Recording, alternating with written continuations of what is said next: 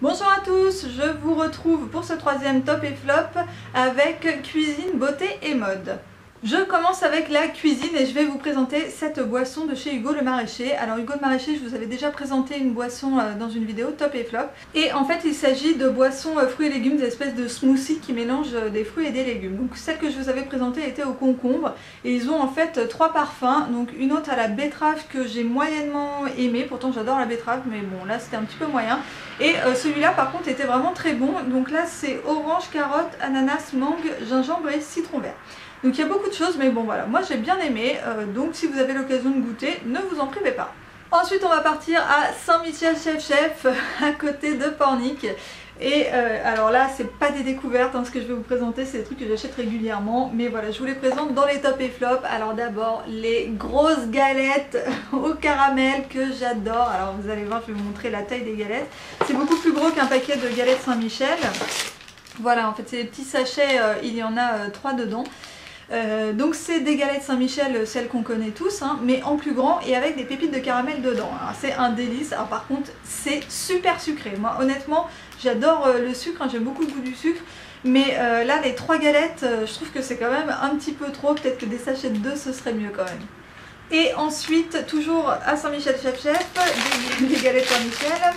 Je vous présente les michelettes. Alors en fait j'en ai plus, je vous présente le paquet vide, j'ai tout mangé. Je vais essayer de vous trouver des images sur internet là, que je vous mettrai par là. En fait c'est des petites gaufrettes rondes en tube avec un cœur praliné à l'intérieur qui ressemble un peu à du Nutella. Bon, c'est un vrai délice, vous mangez ça avec le café, c'est vraiment super bon. Pour finir au rayon cuisine, on va rester sur la côte atlantique avec la perle des dieux. Et ce petit tartinable aux langoustines, foie gras et piment d'Espelette, et c'est une tuerie. Alors moi j'adore les conserves de poissons comme ça, de la Belle Illoise et de la Perle des Dieux qui sont donc deux grands concurrents. Mais alors là, le langoustine, foie gras, piment d'Espelette, vraiment mais une tuerie. Donc si vous avez l'occasion d'aller sur la côte atlantique et que vous croisez une Perle des Dieux, rentrez faire un tour, il y a plein d'autres tartinables, il y a plein d'autres saveurs, donc voilà, peut-être que vous trouverez quelque chose qui vous plaira. Ensuite au niveau mode, je vais vous présenter quelque chose que je ne porte pas parce qu'il est en train de sécher, donc je vous ferai un close-up pour vous montrer ma nouvelle tenue de chez Naf Naf que j'ai déjà portée en fait par contre dans d'autres vidéos, que vous avez déjà vu si vous avez regardé mes vidéos précédentes. Donc il s'agit d'un pull jaune moutarde en maille et d'un jean brodé.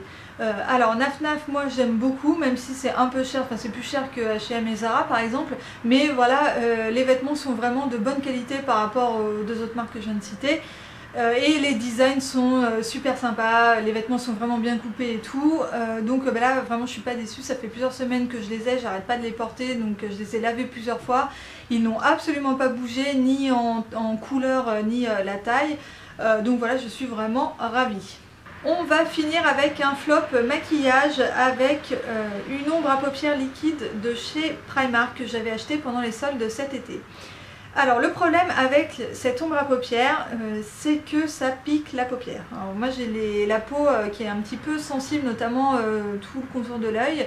Et là, alors ça m'a fait le coup vraiment à chaque fois que j'ai appliqué cette ombre à paupières, pardon. Ça me picote en fait la paupière, mais pas juste à l'application, c'est que ça me picote toute la journée. Donc c'est très désagréable, j'ai mis 3-4 fois et à chaque fois ça a été la même chose, donc bah voilà, du coup je vais être obligée de le jeter.